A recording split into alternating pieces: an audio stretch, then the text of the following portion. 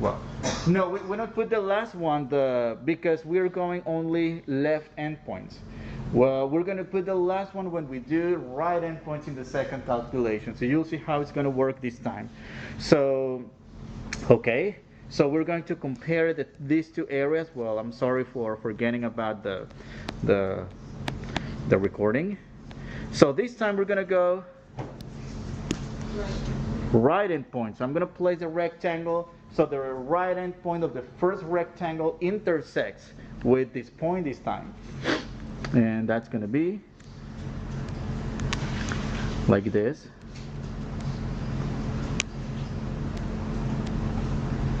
Only right endpoints. Right? And in this case, we're considering that last point, but we're not considering the first one. So what are we going to have this time? 5 Overestimate over here, but a little underestimate in the last two rectangles. So we would expect to find a larger area than in the previous calculation. And again, area 1, area 2, area 3, area 5, and area 6. So the total area, it's going to be, okay, again, 5, 5, 5, 5, 5, 5. 5 times, oh, let me label the values again. So it's 31, 35, 43. 31, 35, 43. And then 47, 45. And the last one is 41. So in this case, we're going to multiply 5 times 31 plus 5 times 35 plus 5 times 43 plus 5 times 47 plus 5 times 45 plus 5 times 41. And after using a graphing calculator to compute this value, this should give us 1210 feet, which is expected because, I mean, it's a larger value because in this case we're using more overestimates than underestimates. But again, this is not going to be the exact value. So in this case, it's just an interval, not exactly an average. I mean, it's an estimation. So that distance, it goes between 1130 feet and 1210 feet. All right. And again, how are we going to do this? How are we doing this distance problem? Again, by finding areas of rectangles in a similar way that we did well, it's basically the area problem like before. And this completes the section. So today we're going to move on to definite integrals. Section 5.2. So in this case, we're going to look at what the definite integral is. We're going to evaluate some integrals. Actually, the painful way, the long way, using the limits definition. Remember how we did the derivative of a function using the limit definition? Well, guess what? There's a limit definition for the integral, and it's a little painful. So that's why we're going to spend a couple lectures doing this. And I mean, so I will try to go at a slower pace, showing every single detail so you don't miss anything. Okay. So let's get some foundation of what we're going to do here. So in the previous section, we found the area under the curve by multiplying the height of the function, which is really the height of the rectangle that partitions oops, okay, that partitions our region. So that is f of x1 times delta x plus f of x of f of x2 times delta x, and so on and so forth. All right. However, one thing that you might remember well is if we use a finite number or a really low number of rectangles to partition a region, let's say 4 rectangles, For 4 rectangles, we got a really overestimated value. We're under a really underestimated value, depending on whether we were using right points or left hand points. Well, we made a better refinement if we chop our region into maybe the double 8 rectangles in this case. But well, still with 8 rectangles is not good enough because we still have some overestimates and or underestimates respectively. How about 50 rectangles? Well, it gets better. 100 rectangles, much better, but still not quite. So the idea is that if we add all this, I mean,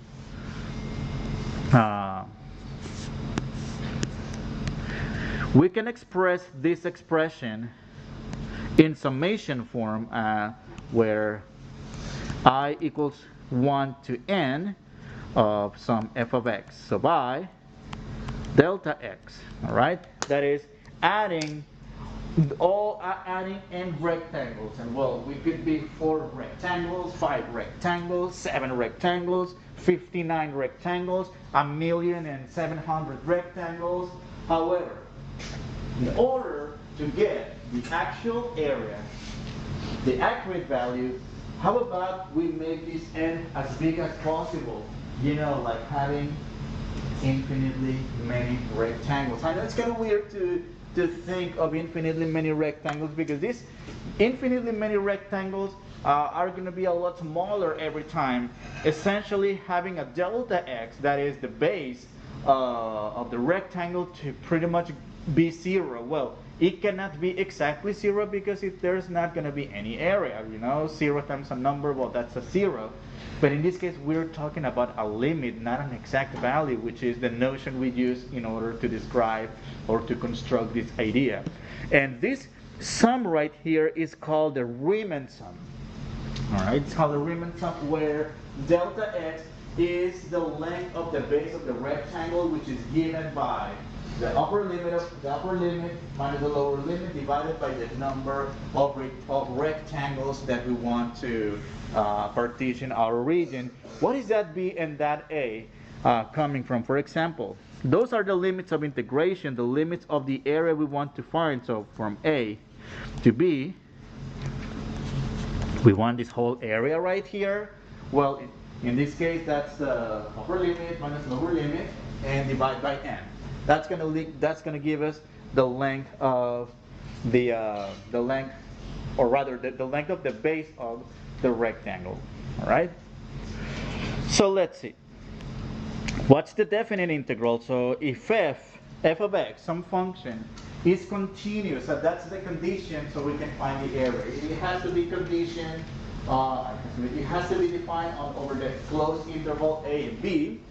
And well, then the definite integral, well, you are already familiar with the integral symbol. We introduced it in the previous section when we were looking, well, then the previous section, the previous chapter, at the very end of the previous chapter, where we introduced what antiderivatives are. And in this case, well, we can express this integral from a to b by finding the limit as n approaches infinity of f of x. So by, with an asterisk, times delta x, where delta x again is b minus a over n, and x is any sample point over the interval, your favorite interval. I mean, it could be from 3 to 4, from 0 to 1, from -4 to +4, whatever, you know. So, a few things to point out here is, okay, guys, can you please stop taking pictures of what we do here? Come on. Huh? Oh, yes. All right. So, a few things to point out here. Well, number one, well, that little symbol that looks like a stretched S is an integral symbol that gives us an instruction to find the antiderivative. That's number one. Number two, the notation integral f of x dx from a to b is called the f of x. Well, the expression inside right here, f of x, is the integrand. Just like the quantity inside of a radical is called the radicand, here is the integrand, just to make an analogy. And a and b are the limits of integration, which are the bounds, so we are integrating between a and b. The lower limit is a, the upper limit is b. Well, of course, these limits can be reversed as long as we use some properties that you will see later. We will see later. Maybe not today. Maybe next time. Well, the definite integral between a and b, it's actually a number. It's not a function. You know, like when we integrate it, for example, x squared dx, that's x cubed over 3 plus some constant of integration. In this case, this is not a number, this is a function of x. When we calculate a definite integral, the result will be a number because we're finding the area under the curve, and that value has to be a numerical value. Let's say 5 or 7, 9/2, etc. And then the definite integral f of x, the definite integral is the area between the curve and below, and bounded below by the x-axis, by the horizontal axis. And area, any area that we find, this is key, guys. This is key. Area above the x-axis is positive, and area below the x-axis is negative. So when we interpret some area, some integrals by means of looking at the area, in some cases we may get regions in which the area is below the x-axis, that is negative area, and we will have to do, well, some subtractions here and there. Well, you'll see when we get to this to these examples. Okay, in the meantime, what's next in here? So evaluating integrals. So in order to evaluate integrals, so we need some summation formulas that we learned back in pre-calculus, you know, like when we had like this sigma from 1 to n of c. All we do, for example, in this case, let me give you one example of each. So if we have sigma I equals 1 to n of 5, that's the same as saying 5n. So we will just replace that with a 5n. If we have sigma I of I, that is, what is this I anyway? So I equals 1 to n of I, let's say 5i. That's a 5 times the quantity n times n plus 1 over 2. So that is, so the second formula, it has a pretty cool story actually, because I mean it's the addition of all the first n integers. So what if I want to find, what if I want to add the first 50 integers? So I mean it would be kind of inefficient to use a calculator, 1 plus 2 plus 3 plus 4 plus, so I mean it's doable, but it's not the most efficient thing to do. All right. However, we use this formula right here, and there's a good story about that summation formula, that second formula. So you might have heard about a mathematician called Friedrich Gauss. So you might remember the name Gauss when you were solving systems of equations using the Gauss-Jordan elimination, using matrices, something you might have learned in intermediate algebra or in pre-calculus, college algebra, depending on the course that you took.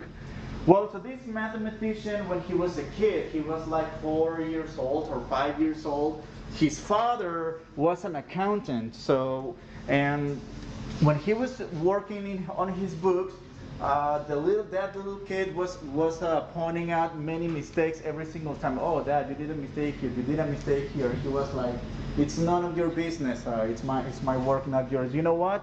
Go to your room and add all the numbers from 1 to 100, and then come back." So his father thought he was going to take forever to add all the numbers from 1 to 100. Well, we're talking about the 1800s. No calculators back then, so. Think about it, at least maybe a couple hours, a few hours to add the numbers from 1 to 100. Well, a few minutes afterwards, the kid comes with the final answer, and oh, here's the answer. So how did he do that? Well, let me show you how did he do that operation. So, do we agree? Okay, let's list the numbers. Let me call it S. This is the summation, right? The sum.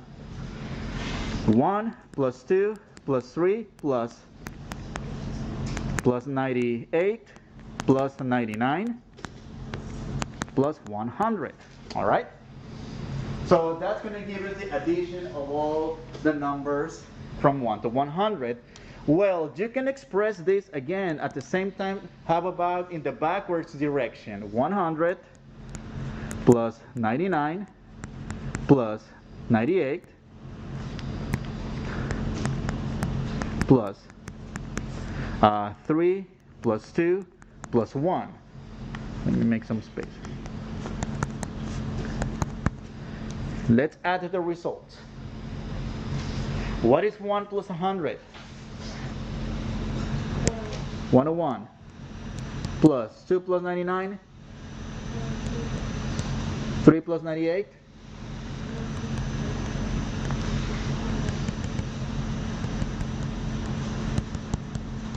It's all 101s, right? Now, this is S plus S, that's 2 times the sum.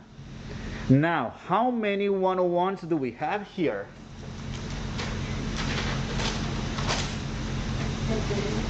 Not infinity. So we have the sum of the numbers from 1 to 100. That means we have, so that's 100, 101 plus 101 plus 101 plus 101. How many times that 101? Not 50? 100. So this is the same 101 times 100. So that's 101. Okay, 100 times 101 equals 2s, and divide both sides by 2. S equals to 50 times 101. And that's how he got the result within a few minutes, by basically writing the numbers in from 1 to 100 and backwards into, and what is this result? Does anybody have a calculator? 5050? So that's the result. So after a few minutes, so he come back to his dad. Oh, here is the summation, and well, he explained how he got it, and so that's where is that formula of adding this. So notice what are we doing here? So in general, n plus 1 divided by 2, and that resembles the formula that we have in our definition box over here, which is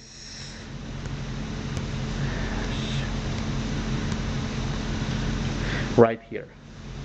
So that, well, the other formulas to find the sum of the first squares, well, I don't know if there's any cool stories about it, or the cubics, or the quartics, etc. Well, I don't know.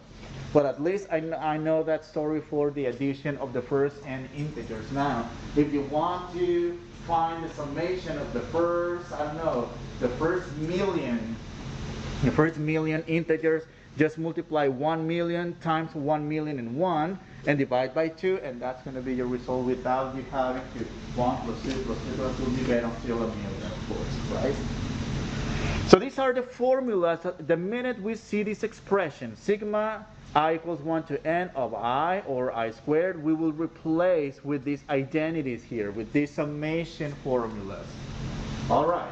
And of course, we will rely on other summation properties. Other properties like, well, when you have a summation of some expression times a number c, just get the summation and multiply by c. I mean by 5 or whatever. Whenever we have two different summations, or that we can add or subtract, so the summation of two expressions is two summation of each expression, that is plus or minus, depending on the case, depending on the situation. All right. So for the first example, in this case, let's express the integral from 0 to 3 of x minus 1 squared dx as the limit of a Riemann sum, and then evaluate the integral. Okay. So number one, I think you already have some tool right here, like writing the integral 0 to 3, expand the binomial,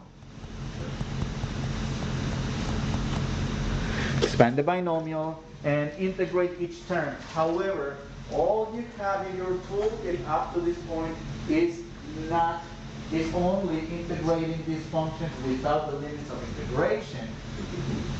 You guys don't know how to do with those limits. Well, unless you have taken calculus before in high school or you're taking the class again, well, you know how to deal with this. But I mean, right now we're going to assume that you guys haven't seen this before.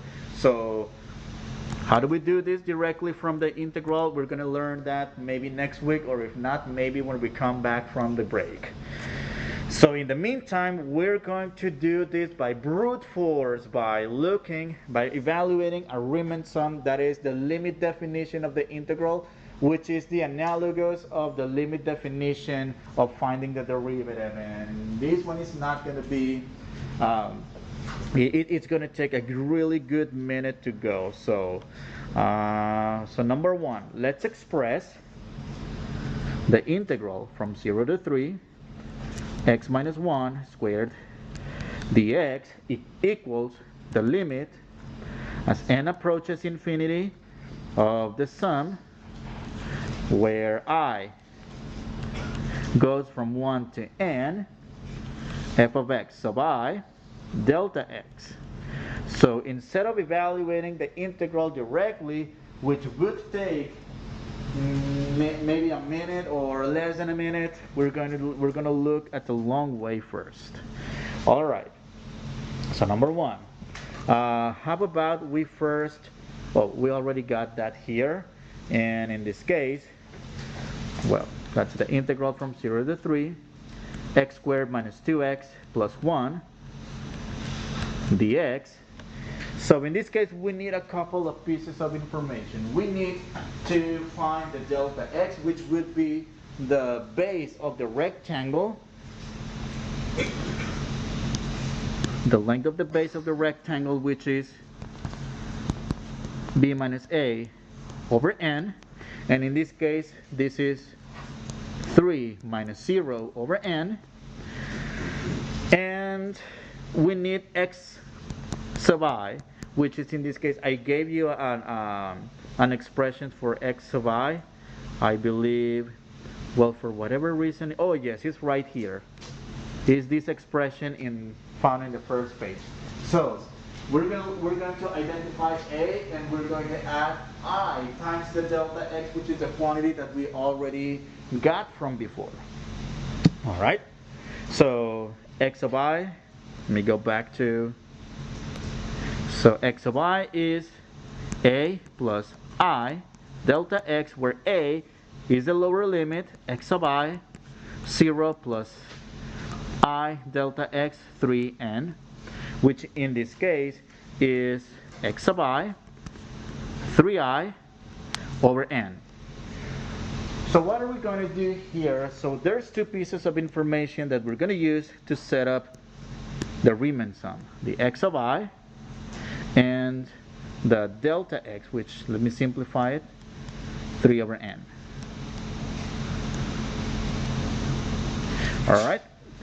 So in this case, let's evaluate, well, let's turn the Riemann sum into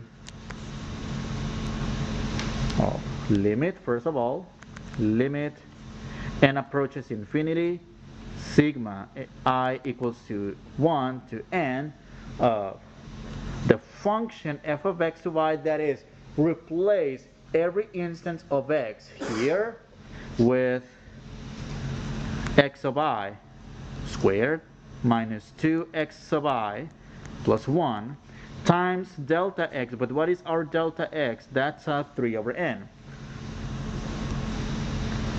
Well, let me call it a delta x for now. I'd rather do every single step. And well, let's continue over here. Limit n approaches infinity, sigma I equals 1 to infinity, oh, not infinity, to n. And that's, okay, what's x sub I? So, x sub I, quantity squared, that's going to be our 3i over n, quantity squared, minus 2 times 3i over n plus 1 delta x, which is 3 over n. So let's compute this sum. Well, number one, let's simplify parentheses. Let's simplify coefficients and the like. So number one, limit n approaches infinity, sigma I equals to 1 to n. So this is 3i squared. And by the way, do not confuse this I with the complex number I, because, well, recall that I squared in the complex number is -1. No, we're not talking about complex numbers, just careful. Over n squared minus 2 times 3, which is 6i over n plus 1. And that times 3 over n. Let's keep simplifying this. So I would distribute all this. 3 times 3, that's well, actually no, this is supposed to be 9, right? 9i, because 3 squared, the square affects both the 3 and the I. So 9 times 3, that's 27. Well, first limit n approaches infinity. And by the way, notation is very important here when setting up these problems. So that's 27 I squared over n squared minus 6 times 3, which is 18 I over n plus n squared, or actually this is cubed. Oops. 3 over n. So in this case, we're going to use the property of addition and subtraction. That is, the addition of all this, that's going to be, well, number one, limit as n approaches infinity. I may not get enough space over here. Let me do it here. Limit n approaches infinity of sigma I equals 1 to n 27i squared over n cubed minus 18 sigma I equals 1 to n 18i over n squared plus sigma 3 over n I equals to 1 to n. And let's actually keep everything in terms of I. So here in this case, these summations are the variable, the dummy variable for these summations is I. Everything else is constant, like the 27 and the n. Those are constants that I'm going to write in front of the sigma notation. So this will be equal to limit n approaches infinity 27 over n cubed sigma I equals 1 to n of I squared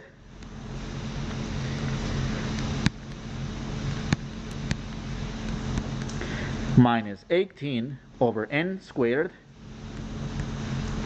sigma I equals 1 to n of simply I plus 3 over n sigma of I equals 1 to n, and I'm going to write a 1 here.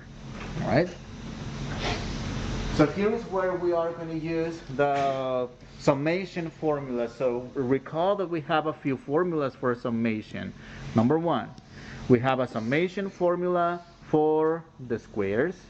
We have a summation formula for the first n integers, the one that we developed before, and well, one for the constant term, which is going to be, well, we will rely on those.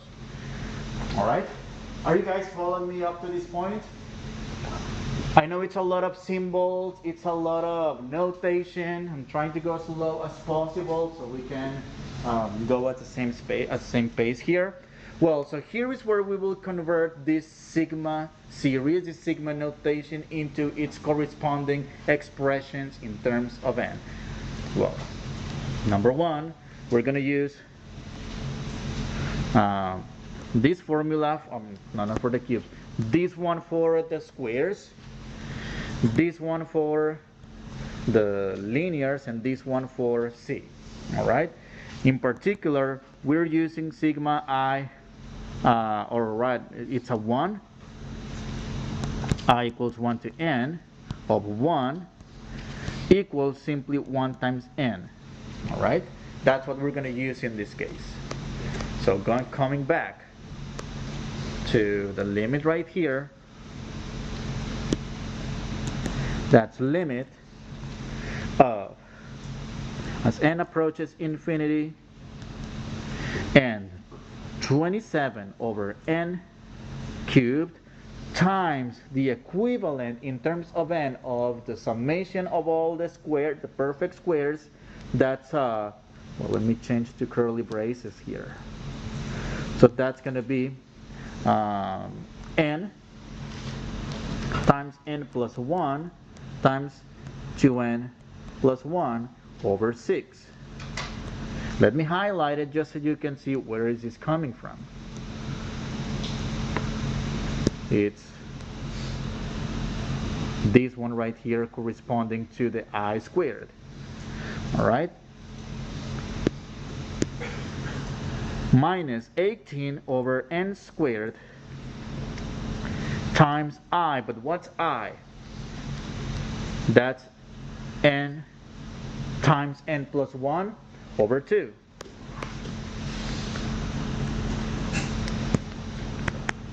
N times n plus 1 over 2. And well, let me highlight this in yellow just so you can relate about how am I relating this. And last but not least, that's going to be 3 or plus 3 over n times the summation of 1, and in this case that's just n. All right. Okay, let's simplify this limit just a little bit. Oh no, not just a little bit. Actually, this one is going to take some work to be simplified. Well,